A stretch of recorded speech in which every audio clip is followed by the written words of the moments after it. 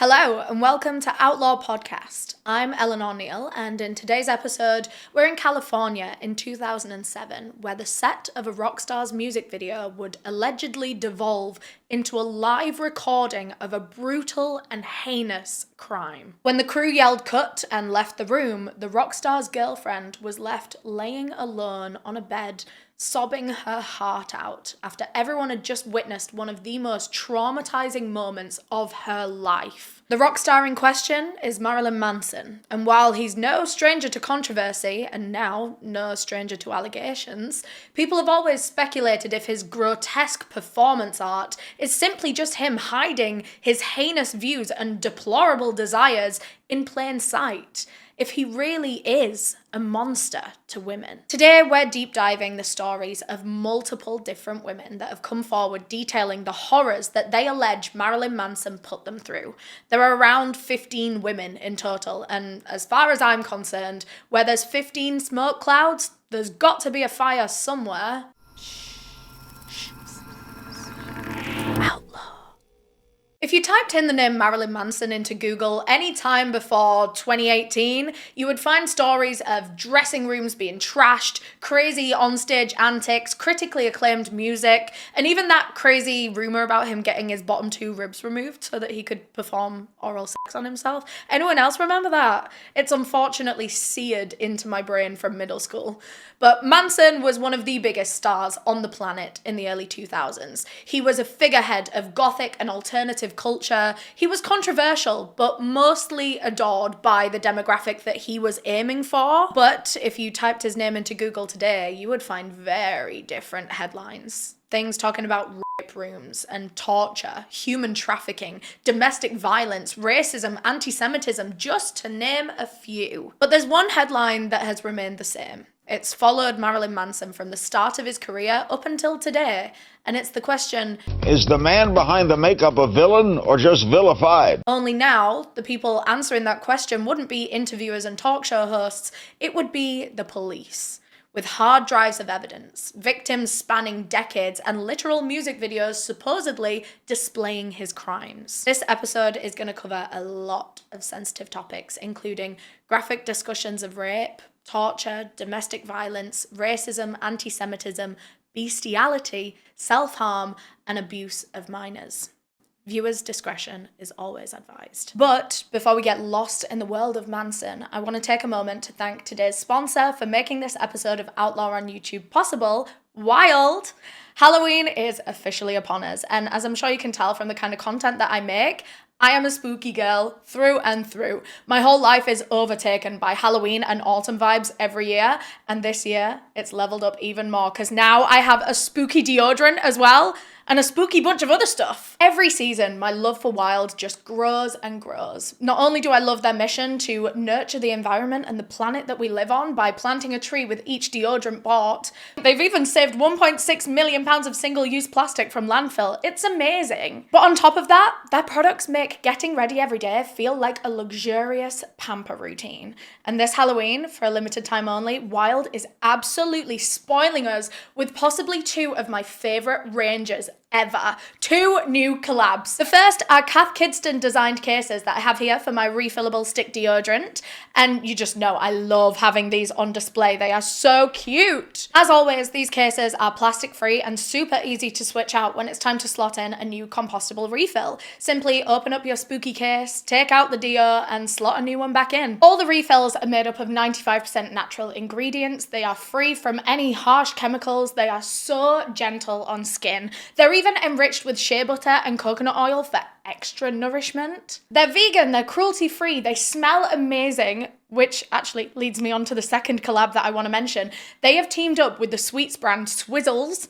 That's right, the Love Hearts, Drumsticks, Squashies brand. They have created some mouth-watering scents inspired by their products that really bring back that trick-or-treat nostalgia this time of year. There's a Love Heart lip balm, sugary, sweet, kissable. There's a Squashies body wash of fresh raspberry and cream and vanilla, and a deodorant refill that smells like classic drumstick lollies. So if you want to make the switch and get your hands on some Wild products this Halloween, especially these these new limited ranges, they've treated you guys with 20% off of all Wild products or off of your first subscription when you use my code Eleanor2025. Remember, it's for a limited time only, so grab it while you can by scanning the QR code on screen or going to the link down below in the description. Remember, that's code Eleanor2025. And now, let's get into the twisted, dark, and shocking world of Marilyn Manson and the big allegations that follow him. And brace yourselves, because this episode, it's going to be a lot. We know him as Marilyn Manson, but the man at the center of today's case was born Brian Hugh Warner on January 5th, 1969 in Canton, Ohio. To avoid any confusion, we will just be referring to him as Manson throughout. Obviously, he didn't come out of the womb with a stage name, even though it feels like he could well have been born with eyeliner and leather pants. He wasn't. His name was Brian as a kid. He was the only child to his parents, Hugh and Barbara Warner. His father had been a soldier in the Vietnam War, so he had seen some really fucking awful things. He had killed people. It had actually really fucked him up, to be quite honest. He had PTSD, he was distant, he was angry and violent towards Manson and his mum, Barbara, who, by the way, had her own issues that she was dealing with. Do you remember the case of Dee Dee Blanchard, the woman who had Munchausen's by proxy, who abused her daughter, Gypsy Rose, for years, mainly medical abuse, and then one day, Gypsy turned around and killed her? Well, this dynamic is kind of similar, minus the murder at the end. Munchausen syndrome is a condition where the affected individual will fake, exaggerate, or even induce their own illness, often for sympathy or as a manipulation tactic. Munchausen's by proxy is that same thing, but it's a caregiver faking or inducing illness in someone else, quite often their child, in order to feel, needed, helpful, caring. Or again, maybe just for sympathy from the rest of the world. Maybe for people to tell them, wow, you are such a brilliant caregiver. Manson himself has told Rolling Stone that his mother suffered from Munchausen's by proxy. She always thought that he was sick, whether it was anemia, pneumonia, non-existent allergies, or possibly the most bizarre thing of all, she thought that he had overly long earlobes. And that it was a medical issue? I don't know. Manson was in and out of hospital as a child with a myriad of phantom illnesses. Although some of them were real, many of them were not. His childhood does seem to have been truly traumatic in a number of ways. Although, I can't lie, I don't know how much of a reliable narrator Marilyn Manson actually is when it comes to his own life story and his childhood. Practically everything that we know about him comes from himself, in interviews, in his autobiography. But this is a person who has said and done a lot of shit just for shock value. So now, as we go into unpacking just a handful of events that happened in his childhood, keep in mind that while all of this could be tragically true, some of it could have been enhanced or made up entirely by Manson himself, for the character, I guess. We truly don't know.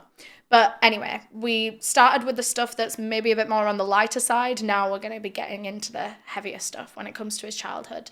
And the next story is something that I do believe to be true. And that was that Manson was molested as a child. He couldn't have been any older than 8. It was another kid that did it to him, one a few years older, that lived in his neighborhood. But regardless of who touched him and what their intentions were with it, Manson was still molested at a very young age. And it clearly did affect him on a level. He went back home and he told his parents that this older boy had touched him inappropriately. And when the boy found out that Manson had essentially ratted him out, he fucking killed Manson's family dog. Actual little psychopath. Like, what the hell? I think that reaction potentially gives us more insight into the original molestation incident as well. We barely know any of the details of what actually happened, but the fact that this older boy's reaction was so violent, I mean, frankly, it was literal murder, then I dread to think how he would have carried out the initial violation on Manson. Another incident that supposedly happened around the same time when he was 8 or 9, this one there's a bit more doubt around.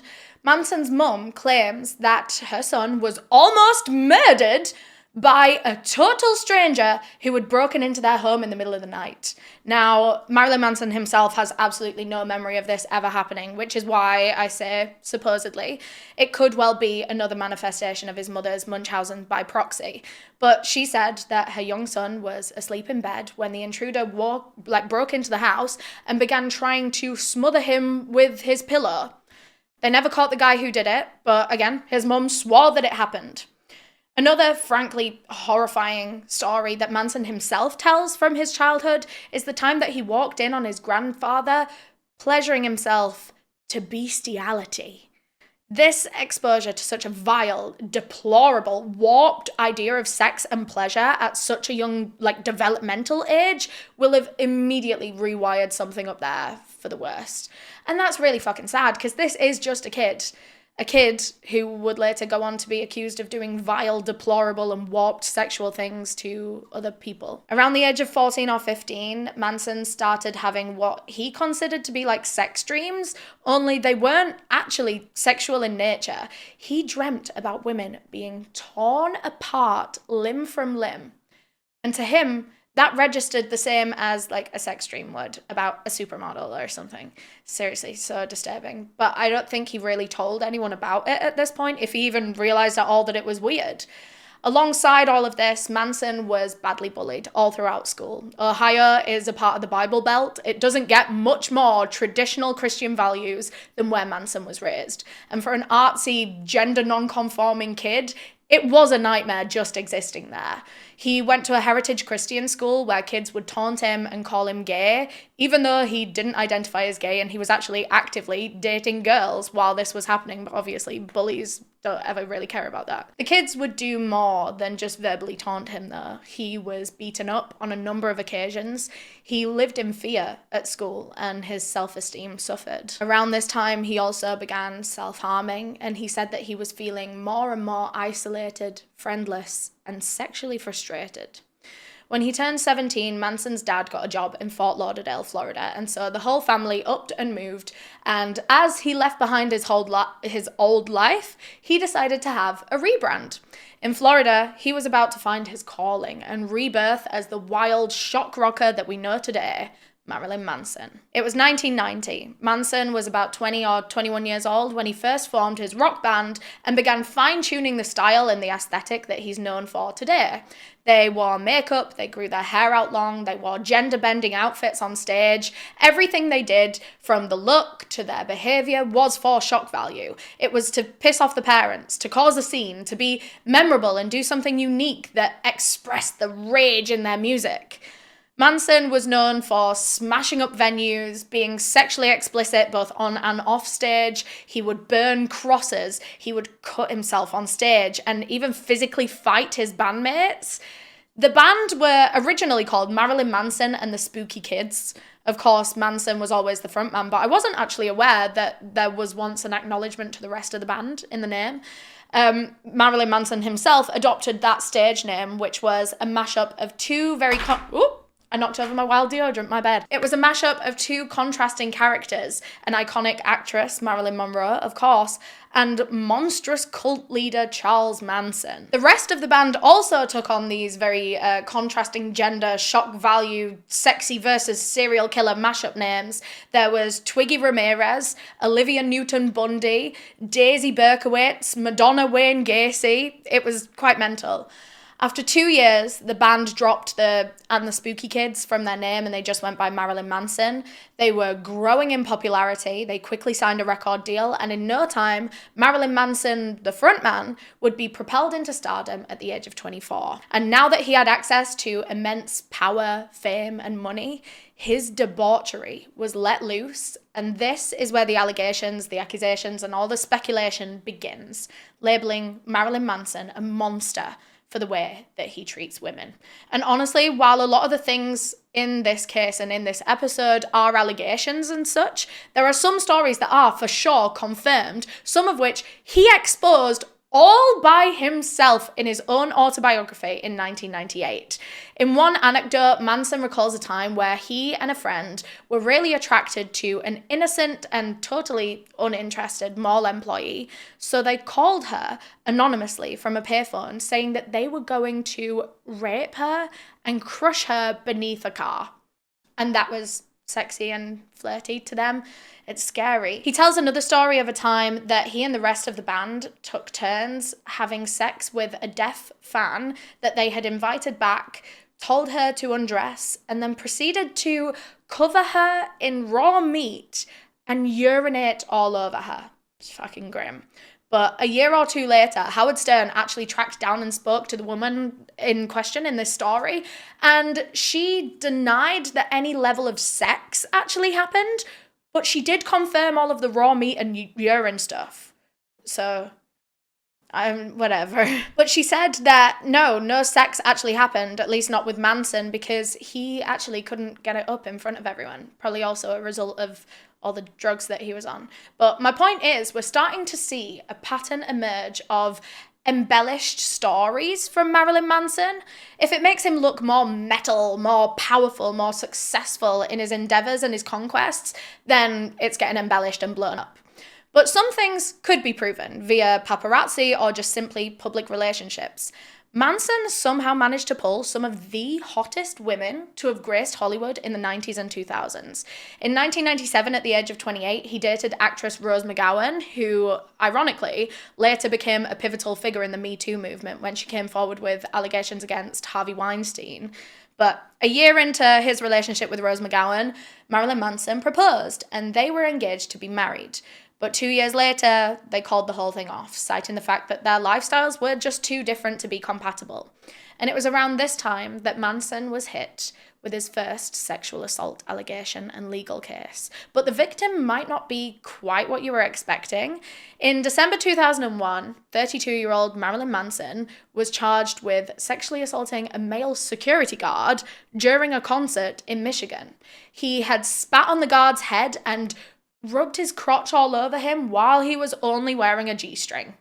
Yeah, totally violating. So Manson was ordered to pay a $4,000 fine, and he settled an amount to pay the security guard outside of court, so we don't know how much he paid. But later that same year, he met the alt baddie bombshell and queen of burlesque, Dita Von Teese. She'd been invited to his birthday party. She showed up with a bottle of absinthe in hand, and the two of them hit it off. In 2002, their relationship became public, and by 2005, they were married. Dita always spoke quite highly of their marriage. She genuinely loved him a lot, and she said that they were very creatively aligned. She was his muse. But Manson was battling major drug addiction at this stage. I'm sure you saw that coming with the image that he had, the music scene at the time, and the kind of shit that Marilyn and his band got up to. You just know that they were on a whole host of substances. Cocaine, morphine, Percocet, literally anything that Manson could get his hands on, he would take. He eventually actually became convinced that the drugs were what made him good at performing. So it became like a vicious cycle that just fed itself. And it wasn't just drugs, but other vices too. He literally said, masturbation, hardcore pornography, and sleep deprivation changed my life. The first time I stayed up for 4 days straight on crystal meth was when we made Antichrist Superstar. And that's their insanely successful album from 1996. And Manson was still of that opinion and of that process when he was married to Dita Von Teese about 10 years later. And it began to erode their relationship. Manson would get fucked up on so many different substances. He would get a wandering eye, and then he began to cheat on the Dita Von Teese. Are you fucking kidding me? Like, I mean, we know full well that cheating is nothing to do with the cheated and everything to do with the cheater. But it's very reminiscent of when Beyonce dropped Lemonade and we all had, like, a crisis. Like, if she can be cheated on, God help the rest of us. Eva Longoria, Shakira, Gwen Stefani, Britney Spears, Halle Berry. What the fuck are these ugly rap men doing to our queens? It makes me sick. But anyway, calming down, it was when Marilyn Manson got himself what was reported to be something of a mistress while he was still married to Dita that headlines began to spiral out of control. The other woman was an 18-year-old rising star in Hollywood. The blonde, beautiful, sweet little girl next door, Evan Rachel Wood, who would soon become one of the leaders of the accusations against Marilyn Manson. For a quick background, Evan grew up in California and she had been acting since the age of 5. She was a rising child star in commercials and then TV shows and movies. Her home life was pretty rough to start with. Her parents fought a lot and her dad begun to get violent, which ended with her and her mum essentially running away from him. But following that, she continued to secure roles in bigger and bigger projects, and she became pretty damn successful at a very, very young age. Around the time that she comes into this case, she was nominated for a Golden Globe, and she was barely even an adult. Evan was 18 years old when she met Marilyn Manson. By this point in time, she was fully integrated into the Hollywood party scene. She was always out drinking and possibly even sampling a variety of drugs. Bear in mind, 18 is far from the legal age for all that shit in America, but hey, she was a star in the 2000s. It wasn't exactly hard for them to bend the rules. She was at a party one night at the Chateau Marmont in 2005 when she bumped into the still married 37-year-old Marilyn Manson. He was almost 20 years her senior, double her age, and it turns out that he was a fan of her movies.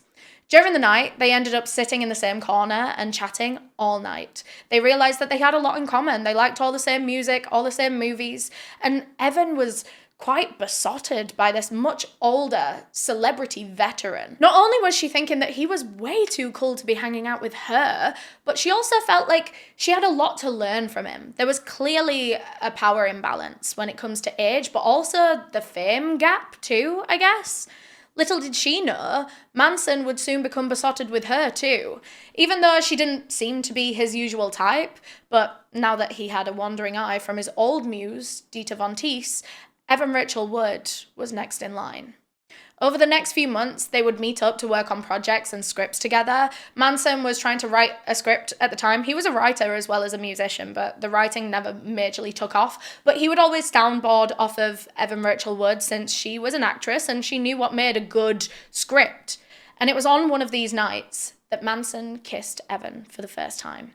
Remember, he is still married to Dita at this point in time, but following that night, he was infatuated with this much younger woman.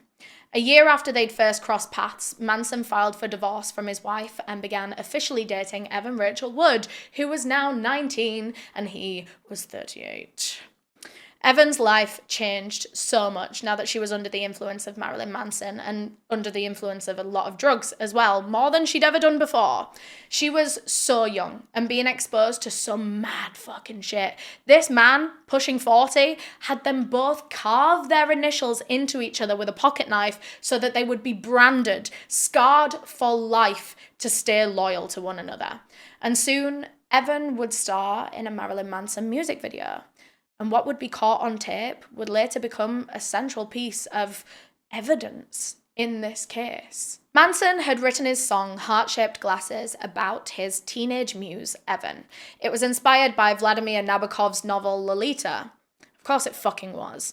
If you're unfamiliar with that book, it's about a much older man who marries a woman just to get close to her 12-year-old daughter that he clearly has very inappropriate feelings for her. It's his Lolita, that's her name. Well, her name is Dolores, but he calls her Lolita. It's a story of manipulation, obsession, straight up pedophilia.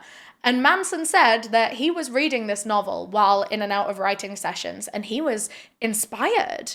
He said, "It was something inspired by my current girlfriend, Evan Rachel Wood, who's obviously much younger than me, but having the sarcasm to make the point of that, and showing up to visit me once wearing heart-shaped glasses, which is the same as the Kubrick movie poster for the film Lolita, and me saying what I say in the chorus of the song, 'Don't break my heart and I won't break your heart-shaped glasses.'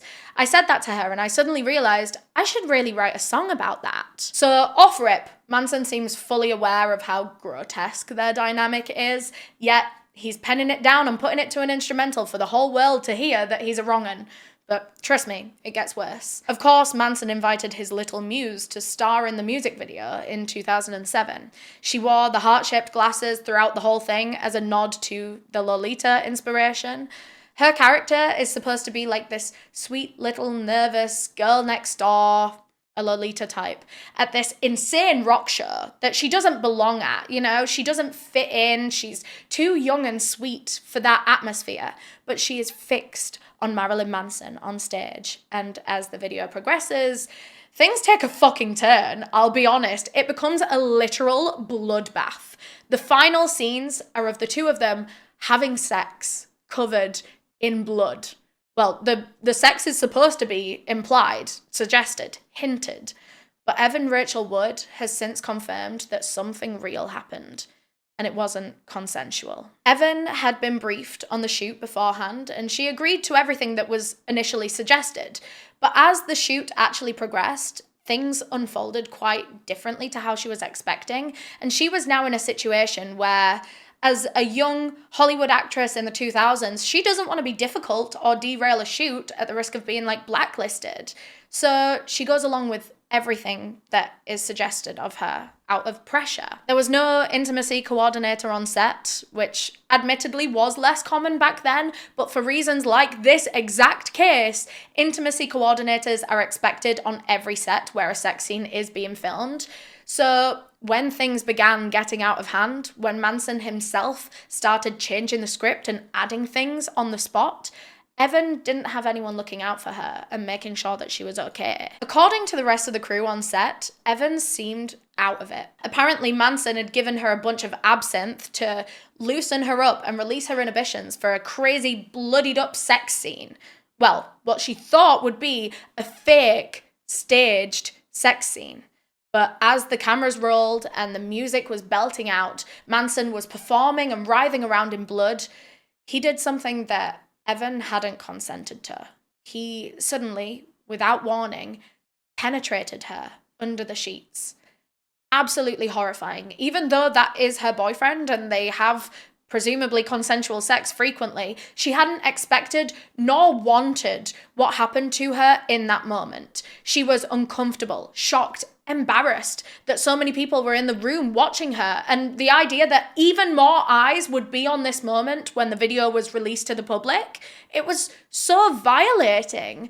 The whole vibe of this scene is even more uncomfortable when you know what had secretly happened under the sheets. He's choking her, he's kneeling over her, dominating her in like a sexual violent rage, and she just had to go along with all of it. She said that she dissociated as the scene was being filmed. I mean, she was also very drunk on absinthe as well, and when she eventually heard them yell cut, it could finally be over.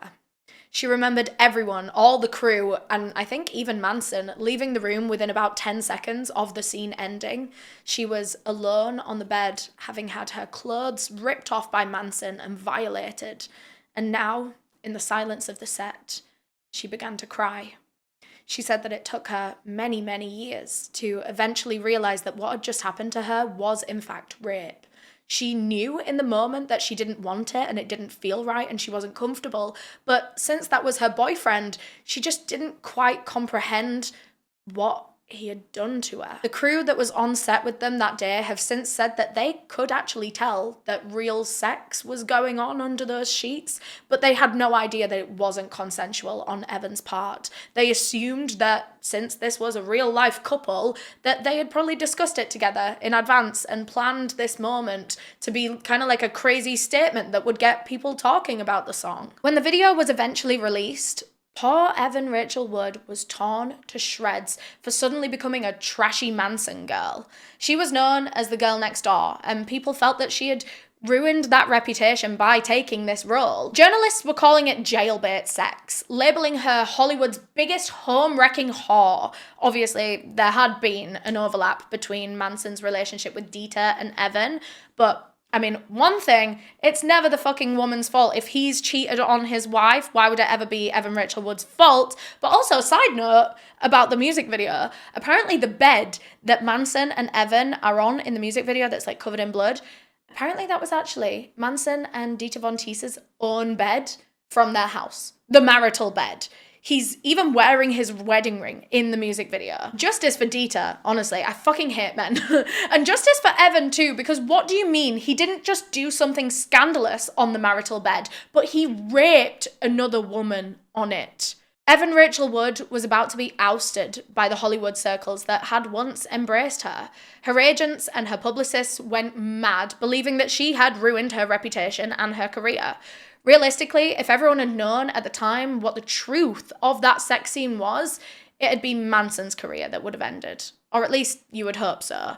And that's one of the biggest reasons I wanted to discuss this case, is because if it had happened like yesterday, the reaction would have been way different. But it wouldn't be up until 2021 that this shit would catch up with Manson, and he was able to continue getting away with the most heinous shit for another decade and a bit. For those of you who might be unfamiliar with Manson's music videos or his artwork, like I said, he does a hell of a lot for shock value, but it's at a point where it's like, okay, how much of this insane insane, controversial performance art is just his real values and opinions hiding in plain sight. He said that his favourite way to have sex is with erotic asphyxiations, cutting off his sexual partner's air supply because, quote, "I like the thrill of not knowing if they're gonna pass out and die." He would make jokes about raping kids, killing women, developing a cult, that the band was just a front for a child pornography ring. That is a real quote from the man. He would befriend young teenage girls either at his gigs or via his official Marilyn Manson hotline, which was literally just a number that existed for fans to be able to call him and leave messages for him. But sometimes, if it was a young sounding girl, it seems Manson would pick up the phone. The band would invite young girls back onto their tour bus after the shows, and sometimes they would even take them along with them to the next stop. These are literally like 14-year-old kids being transported almost across state lines by a group of adult men. I'm actually referring to one story in particular with that last bit, and when he was asked by an interviewer if that young girl that they had taken almost across state lines had slept with every member of the band, Manson said she didn't, which is a shame. She was 14 years old. There was one group of fangirls in particular that Marilyn Manson befriended. They were all like 14, 15, 16 years old, and he told them that they didn't have to call him Marilyn or Manson, but they should refer to him as Daddy. And they did, because they were 14 and they didn't quite understand what the fuck was wrong with him. But it goes way beyond just devious sexual behavior. Manson also does a lot of racist and anti-Semitic shit. He has dressed up as Hitler in the past. He allegedly wrote "Kill all the Jews" on his bedroom wall in front of his Jewish girlfriend, Evan, mind you. He would force everyone around him to say and do evil stuff like Nazi salutes, saying the N-word and every other slur under the sun. One time he made a piece of art that was literally just a black baby doll lying contorted and covered in blood, and next to it was a piece of paper with the N-word written on it. Like, where is the art in that at all when it's a racist white man creating it? And the violence towards women that once only lived in his music videos was now seeping into his real life. But let's talk about the videos first. They always included naked or scantily clad women, usually very, very young women. But as time went on, the women featured in his videos began to look abused and weak, I guess for the aesthetic. They often looked drugged up or like they'd been crying. And most of the roles that these women were playing were like sex slaves. That was about it. They were tied up, they were tortured, they were abused, they were treated like subhuman. And there's one video in particular that is rumored to be the most violent of them all. Barely anyone has ever seen it because it was actually so bad that his manager told Manson to hide the masters because if anyone sees this, you'll go to jail and your career will be over. So this video, we're gonna talk about it, but like I said, we haven't seen it. All we know is from reports. It was like half music video, half short film. It was filmed, written, directed, and even starred Marilyn Manson himself. It was called Groupie. And it was about a young fangirl that turned up at Marilyn Manson's house while he was having a house party at the time. So he invites her in to join, and he introduces her to his sick and twisted world. He progressively becomes more sexual and more violent towards her as the video goes on. He ties her up, she's screaming, he's telling her to shut up, he tortures her, chokes her, forces her to drink the urine of other partygoers. There's blood everywhere, and apparently towards the end it looks almost like he fucking straight up murders her in a sex-fueled rampage. Some people that had actually seen this video were left wondering if the girl even survived. Obviously, at the discretion of his team, the video was never made public, but Manson loved to run it back and relive it. He was so proud of that video. He would make his young girlfriends watch it often. Not just Evan Rachel Wood, but practically every woman that he would get with throughout his career, and all of them would come away from watching that video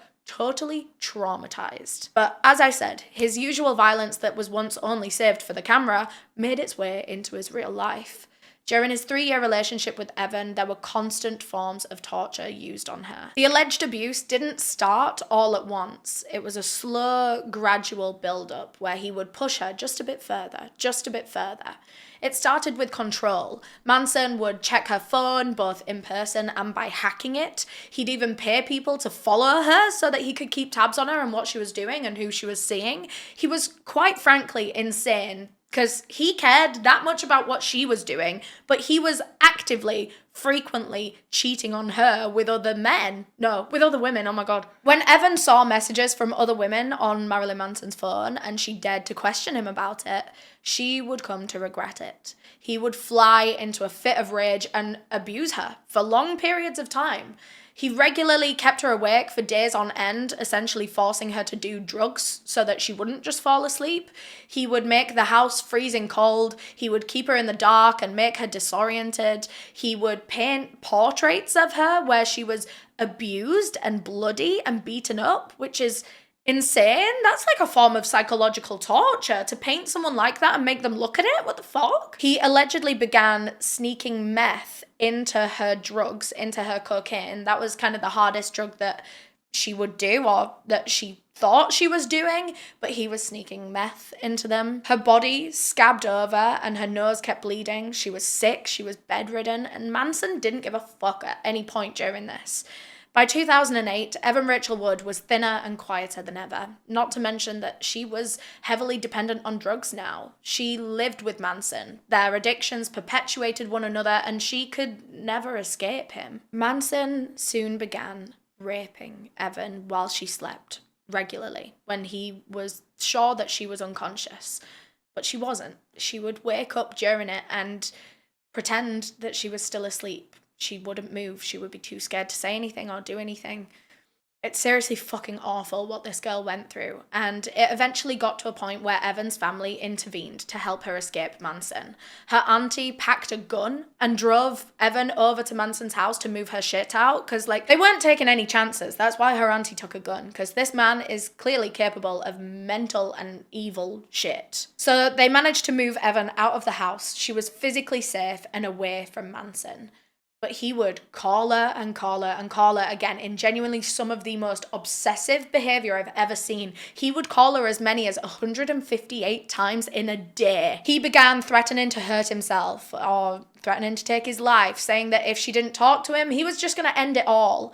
And eventually, Evan felt so scared and worn down, and she believed him, that she rushed over to his house to console this evil, manipulative man, only for the most horrific story that she has recounted yet to take place that day. Manson walked Evan up to the bedroom that they once shared together, and in the middle of the room was a kneeler, which is like a step for praying on, and Manson forced Evan to get down on her knees while he tied her up. He proceeded to electroshock her and whip her with a genuine World War II Nazi whip.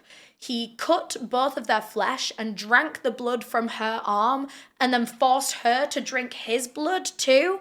Bear in mind, I'm pretty sure he lured her over here on the pretense that he was gonna end it all, you know? What a fucking evil man. By April 2009, after inescapable manipulation and harassment, Evan had taken Marilyn Manson back again, and he began to isolate her from her family and friends all over again. That December, on stage in Paris, he proposed to Evan, and soon she was pregnant. I don't believe it was planned. In fact, I actually know it wasn't planned. Apparently, Manson didn't allow Evan to be on birth control, though, and he refused to wear a condom, so he must have known that it was going to happen at some point, even if it wasn't planned. Forcing pregnancy on a partner like that is seriously one of the most fucked things I think anyone could ever do to another human being. To force not only the whole ordeal of pregnancy, but then force parenthood on someone and bind them to you for life with this child, and they have zero choice in the matter. It goes beyond violating. Evan made the very brave decision to terminate the pregnancy because, well, how on earth could she, in good faith, bring a child into this dynamic? Evan herself was only 22 years old. She was a baby, and she was being so badly abused by this baby's father that she feared what this child might go through if it was to be born. Evan finally managed to escape Manson for good in late 2010 or early 2011 when she booked a role in a film called The Ideas of March. She would have to leave home for a long period of time to film, and she would never come back. She suffered with PTSD in her relationships for years after, as a result of everything that Manson had put her through at such a young age. Remember, she was 18 when she met him. She had literally just moved out of her mother's house, and then she was stuck with him for like 5 years. This middle-aged man found and broke down a young, vulnerable girl in her formative years for what? For his twisted, selfish sexual gratification. It ruined a young woman's mental health and scarred her for life. And on that note, I do want to take a moment to talk about today's charity, Take Back the Night. It is the oldest worldwide movement to stand against sexual violence in all forms. It was started back in the 70s when female uni students across multiple different US states began protesting and taking a stand against the sexual harassment and assault that they would experience on a regular basis at the hands of the men around them. Some of them donned capes and carried broomsticks across campus. Others made banners and marched the streets, but no matter what method of protest they used, women were coming together to fight back and reclaim their safety. These protests caused a ripple effect across America and the rest of the world, actually, from Canada to India to Ivy League schools to military bases. Take Back the Night as a movement and an organization grew so huge that they're now able to reach millions of people every year. Their entire purpose is to end all forms of sexual violence with a strong focus on education and awareness around stalking, trafficking, date rape, various forms of abuse. They also offer victim support, working directly with people who are on a journey to heal from sexual violence and their experiences. On their website, you can find helplines and a range of resources, as well as ways that you can get involved, either by registering for an event, listening to their Survivor podcast, or simply donating. As always, the link will be down below in the description, along with the link to our Linktree that has a bunch more helplines and a bunch more organizations. So please do check it all out. And now, back to Evan and Marilyn Manson. 2016 would be the first time that Evan Rachel Wood spoke out publicly in a Rolling Stone piece about having been abused. She didn't name her abuser. There was no major hint to the fact that it was Marilyn Manson. She was just telling her story whilst keeping his identity out of it. This comes over 10 years after she first met Marilyn Manson at that party at the Chateau Marmont, and her life changed forever. Her telling her truth publicly, even with his identity hidden, was just the first step when it came to Evan's healing. Over the next 2 years, she worked with women's rights activists to fight the statute of limitations when it comes to reporting Manson. If she wanted to report him for what he had put her through, she would have had to have done it within 1 to 3 years of that abuse taking place. But she hadn't. She was too fearful at the time, and her career hung in the balance. She hadn't processed anything yet either.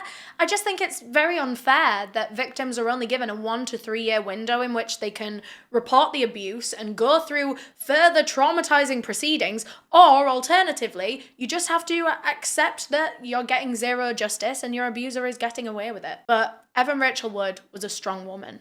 She was going to use her experience to change the world for other women. In 2018, she spoke at Congress and advocated for a bill that would extend the statute of limitations for when a woman can report their partner for abuse. My experience with domestic violence was this: toxic mental, physical, and sexual abuse, which started slow but escalated over time, including threats against my life, severe gaslighting and brainwashing, waking up to the man that claimed to love me raping what he believed to be my unconscious body. And the worst part, sick rituals of binding me up by my hands and feet to be mentally and physically tortured until my abuser felt I had proven my love for them. In this moment, while I was tied up and being beaten and being told unspeakable things, I truly felt like I could die, not just because my abuser said to me, "I could kill you right now," but because in that moment I felt like I left my body and I was too afraid to run. He would find me. I froze, and it was as if I could see myself from the outside, and for the first time in months, I felt something, utter shame and despair. I had no idea what to do to change my situation, so I went numb, and soon I couldn't feel anything. I wasn't alive. My self-esteem and spirit were broken. I was deeply terrified, and that fear lives with me to this day. What makes me more hurt and more angry than the actual rape and abuse itself was that piece of me that was stolen, which altered the course of my life. The bill was passed, and the window was extended to 3 to 5 years. Because of Evan, she was a hero to so many other women, especially other victims of Marilyn Manson. Ever since she had come out publicly with her story, despite never actually mentioning his name, people had put 2 and 2 together. Come on, they'd connected the dots that she was talking about her rage-baiting creep of an ex, Marilyn Manson. So many victims came out of the woodwork following that, from ex-girlfriends to former assistants and staff members, fans of his, all with very similar fucked up experiences at the hands of Manson. And these were just the several women that were brave enough to reach out to Evan or to the press to share their stories. God knows how many more victims there could be out there that just haven't gotten in touch. So, in February 2021, Evan Rachel Wood publicly posted on Instagram, "The name of my abuser is Brian Warner, also known to the world as Marilyn Manson. He started grooming me when I was a teenager and horrifically abused me for years. I was brainwashed and manipulated into submission. I am done living in fear of retaliation, slander, or blackmail. I am here to expose this dangerous man and call out the many industries that have enabled him before he ruins any more lives. I stand with the many victims who will no longer be silent." It was an immediate PR crisis for the rock star and his team. Everyone was suddenly talking about this post. They were sharing Evan's Instagram, backing her up, supporting her, agreeing that any man that could do this to a teenage girl is a real monster. The following day, Marilyn Manson was dropped not only by his record label, but by his agent and his manager as well. Literally, everyone had jumped ship when they read how heinous the allegations against him were. Manson then released his own response statement that went, "Obviously, my art and my life have long been magnets for controversy, but these recent claims about me are horrible distortions of reality. My intimate relationships have always been entirely consensual with like-minded partners. Regardless of how and why others are now choosing to misrepresent the past, that is the truth." But it was too late. The dam was broken. It all started with Evan Rachel Wood, but as more and more women began to join her, alleging very similar horrific things, it was becoming impossible to ignore. Marilyn Manson had a pattern. One of the many victims that came forward was his ex-girlfriend and Game of Thrones actress Esme Bianco. She had officially dated Manson since 2011, but alleges abuse from him spanning back 2 years before that, between 2009 and 2011. She said that he had trafficked and groomed her into the relationship that she would later have with him. He promised to help her with her career, to mentor her, to talk her up to people that he knew in the industry. He encouraged her to move out to LA, to move into his home, saying that he could get her big break. But tragically, Esme would experience something very similar to Evan Rachel Wood. He would deprive her of sleep and food. He bit her, he cut her, electrocuted and whipped her. When she came out about everything online, she posted a photo of the whip marks that he had actually inflicted on her back. She said that he had chased her around the house with an axe one time, smashing it into the walls to scare her. And just like with his other past girlfriends, Esme alleged that Marilyn Manson raped her. Another ex, Sarah McNeely, alleges that Manson would leave her locked in a room while he left the house for hours at a time. He abused her in heinous ways, throwing her against walls and threatening to smash her face in with a baseball bat. Even our Lord and Saviour Phoebe Bridgers had her own experience with him. She said, "I went to Marilyn Manson's house when I was a teenager with some friends. I was a big fan. He referred to a room in his house as the rape room. The label knew, the management knew, the band knew. Distancing themselves now, pretending to be shocked and horrified, is fucking pathetic." Now, this rape room that Phoebe Bridgers has referenced comes up a lot in victim and witness statements. It's apparently a soundproof room that Manson had in his home that he used as a solitary confinement cell to psychologically torture the women that he was with, usually his girlfriends. He sometimes called it the bad girls room for that same reason. Back in 2012, he'd actually boasted directly to a magazine about this room, saying, "If anyone's bad, I can lock them in it." and it's soundproof. Ellie Rowsell from Wolf Alice also has allegations against him. She said, "I met Marilyn backstage at a festival a few years ago. I was shocked to look down and see that he was filming up my skirt with a GoPro. There were no repercussions for this behaviour. His tour manager simply said that he does this kind of thing all the time."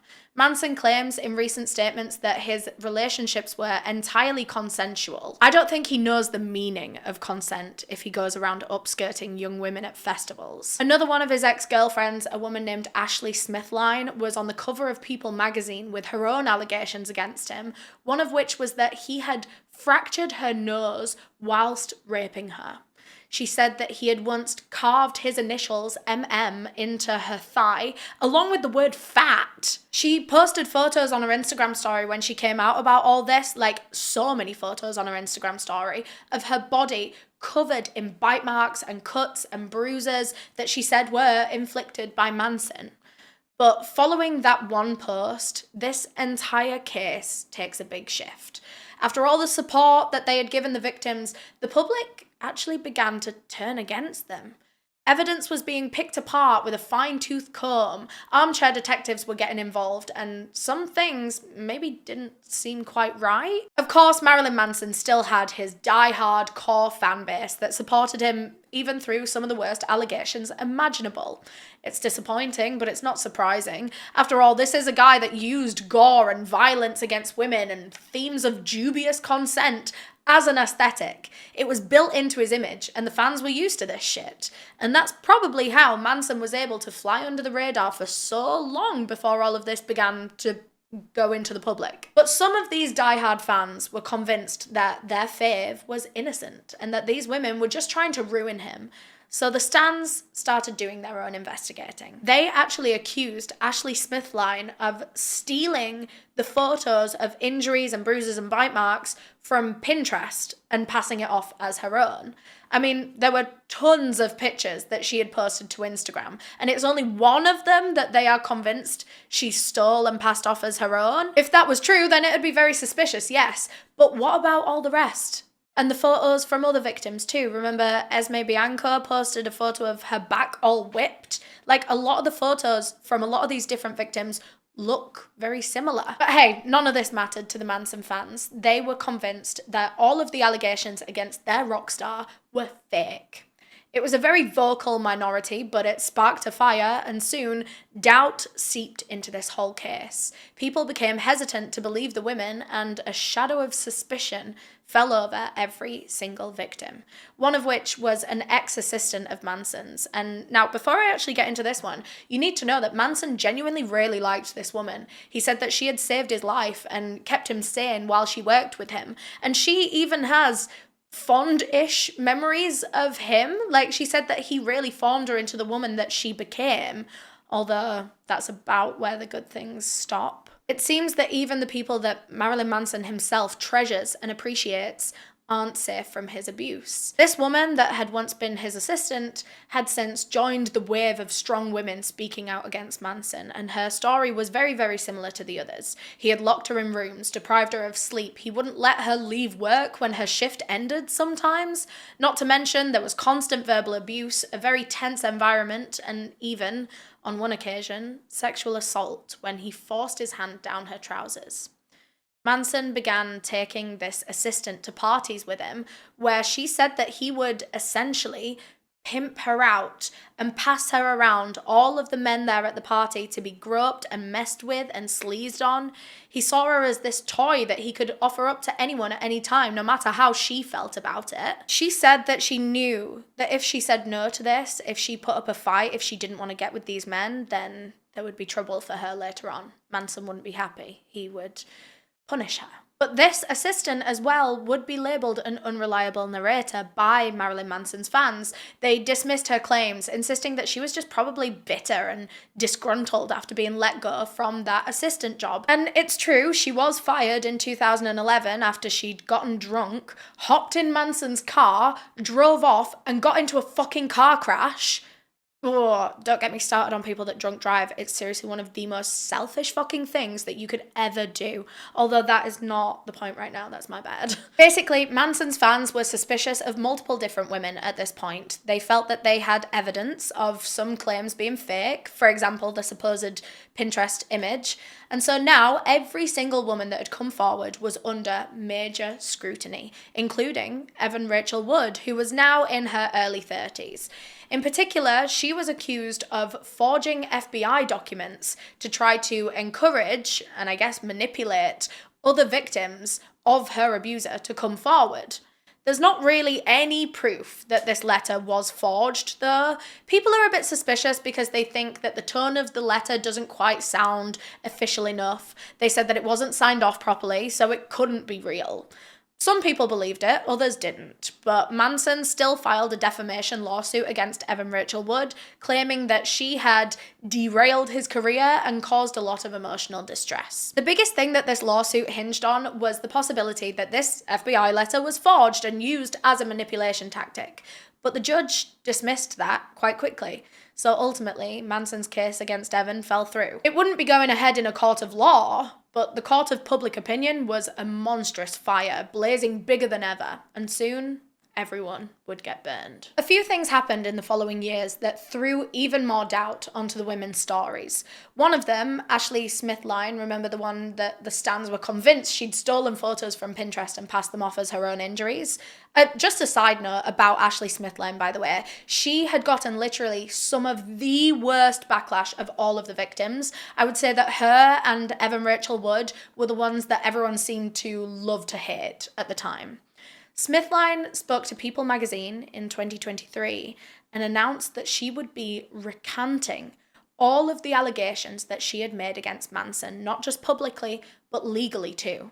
She took everything back and even threw Miss Evan Rachel Wood under the bus in the process, saying that she had been manipulated into accusing Manson. And now she said that her lawsuit contained untrue statements, including that there was violence and non-consensual sexual activity. She essentially said that she had lied about everything and it was all Evan Rachel Wood's fault, which is sad because Evan felt like she had simply been supportive. Nothing more, nothing less. Evan denies ever manipulating or even encouraging other survivors to come forward because she wouldn't want anyone to feel any pressure when it comes to something so sensitive. She said that she would just reach out to these other women and essentially say like, hey, if you ever did want to say anything publicly or make any legal moves, just know I would have your back. Evan actually recalls a time during the Johnny Depp Amber Heard trial, which was obviously another huge shitstorm of a celebrity abuse trial.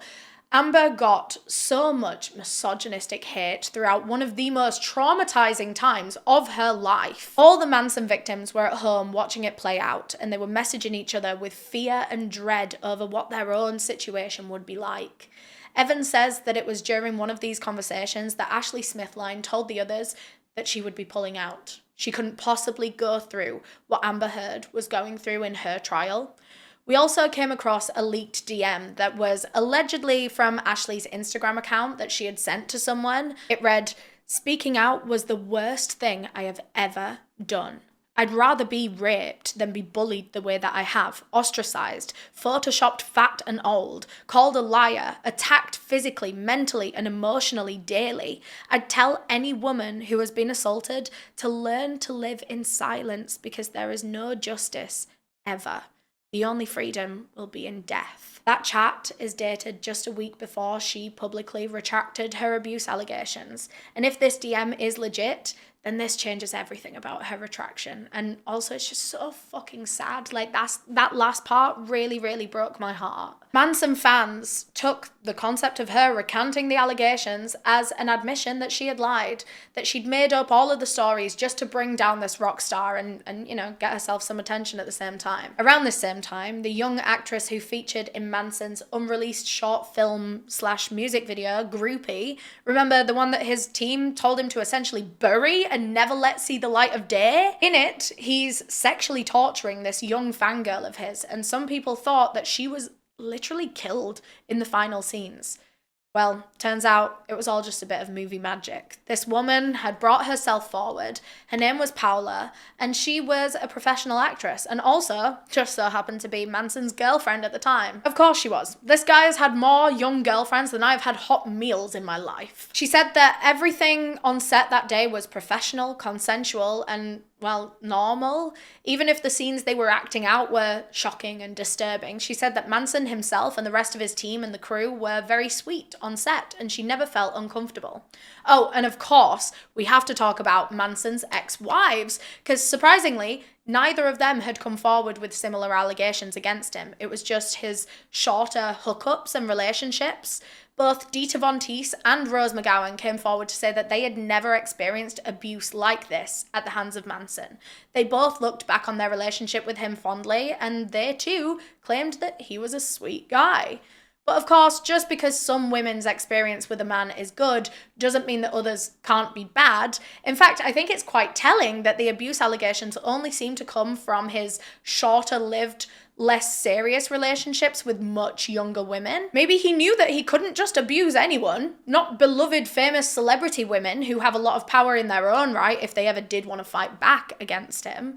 No, it tended to be the younger, broke, impressionable women, girls that he would meet while he was on tour or on social media, his fans, girls from model websites that he would invite to be in music videos that have no prior experience, they're vulnerable, they're new to the Hollywood scene. In 2013, a new sexual assault lawsuit was filed against Manson, one that completely changed the level of abuse that he was inflicting upon women, because now it wasn't just women. It was minors. An unidentified Jane Doe claims that when she was only 16 years old, she was attacked, raped, and groomed by Marilyn Manson during the early days of his career. It was 1995, after a show in Dallas. This 16-year-old girl waited outside of Manson's tour bus with another teenager in hopes of meeting him. She adored him. She looked up to him. She was enamored by his presence. So when he came out and invited these two teenage girls back onto the tour bus, they jumped at the opportunity. How were they to know the heinous things that Manson had in mind for them? Once they were on board, Manson sat the girls down and asked their ages, and obviously heard a very, very low number. So then he starts asking them about school and what grades they're in. He was fully aware that they were underage school kids. But the amount of questions and comments that he made about that makes me wonder if that's what he liked about these girls. It's like it was doing something for him to hear about their school days and their pure youth. He took down the girls' phone numbers and their home addresses, promising to send them some merch. And then he kissed Jane Doe, this 16-year-old girl. At first, she was quite excited. I mean, it's not up to a teenage girl to put a stop to something like this, or for her to even fully comprehend why this is something that she shouldn't want to go ahead with. Manson should not have put her in that situation, let alone been attracted to a fucking child.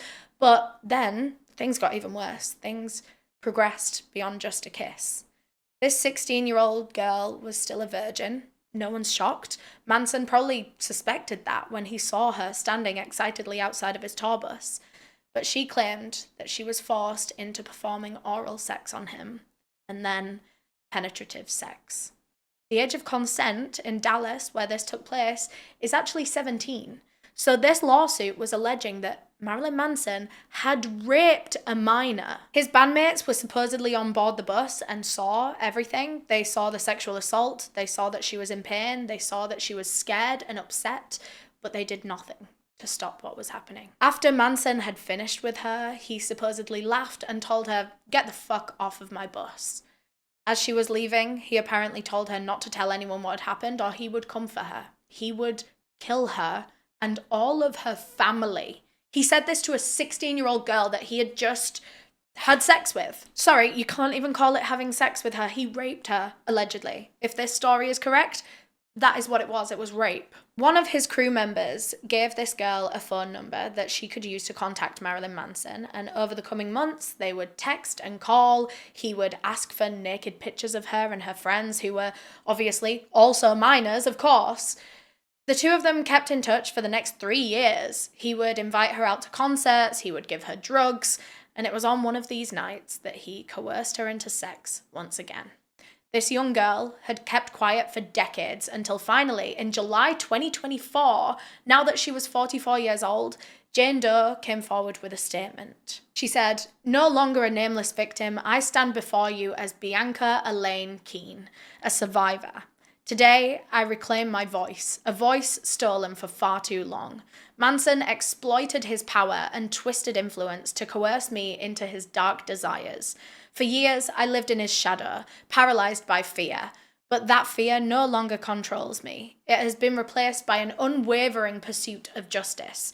This is not just about my personal story. This is about exposing an industry that prioritizes profit over the safety of vulnerable young women." As of today, the majority of the lawsuits against him have been settled outside of court, including Jane Doe, aka Bianca, who the quote that we just read was from, and Game of Thrones actress Esme Bianco. But in total, around 15 separate women have come forward with abuse allegations and lawsuits against Brian Warner, aka Marilyn Manson. He still, to this day, denies every allegation made against him, and no official charges were ever made, so criminal court never happened. In October 2024, police said that they were looking into new evidence in the case.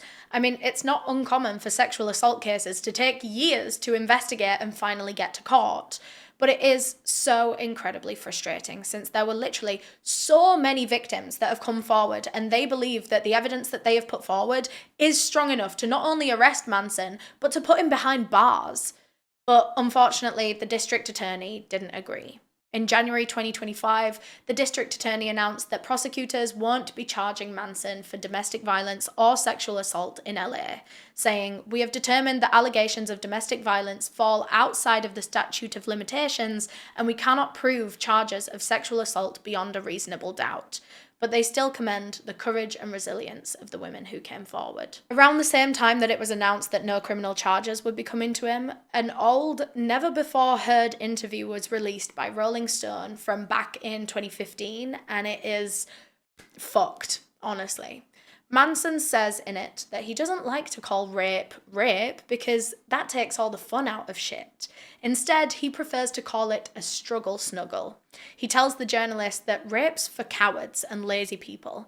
Instead, he puts in the work to mentally break a woman down to the point where she has no other choice but to submit. For so long, Marilyn Manson was able to get by claiming this controversial, shocking persona was nothing more than performance art.